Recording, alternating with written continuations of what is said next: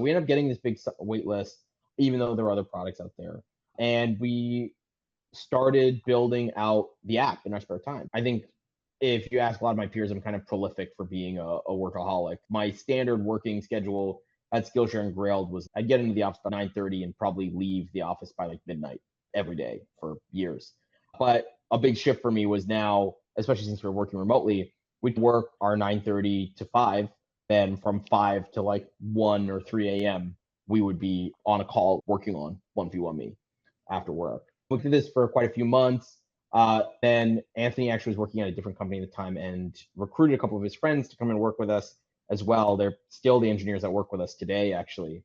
We ended up building this product in our spare time after work pretty diligently.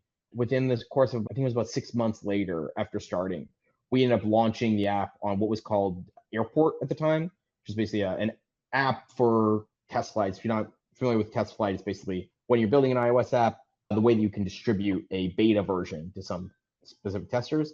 So somebody had created an app on Twitter called Airport, and we distributed it on Airport, got a bunch of users from it. I still remember actually the day that we first had two people that we had no idea who they were come onto the app and play each other was just amazing. But it was just crazy to build something and then have people you've never heard of before actually try it.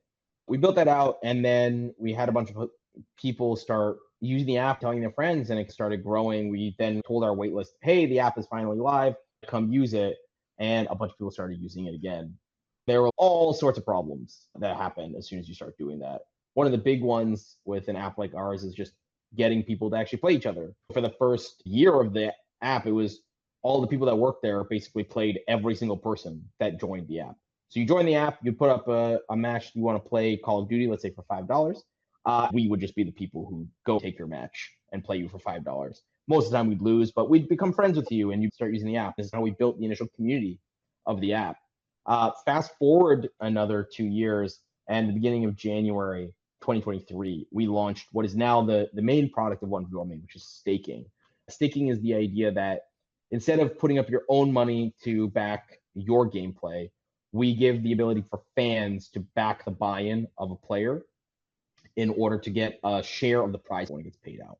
So what happens if you and I are playing Call of Duty, somebody else can back your buy-in for the prize pool, and when the match is over, they'll get a piece of it back.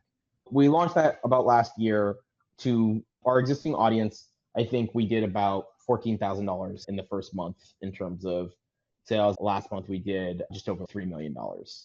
So in the course of 13 months, we grew really, really quickly. It caught on quite fast. We ended up growing about 77% month over month for the last 13 months.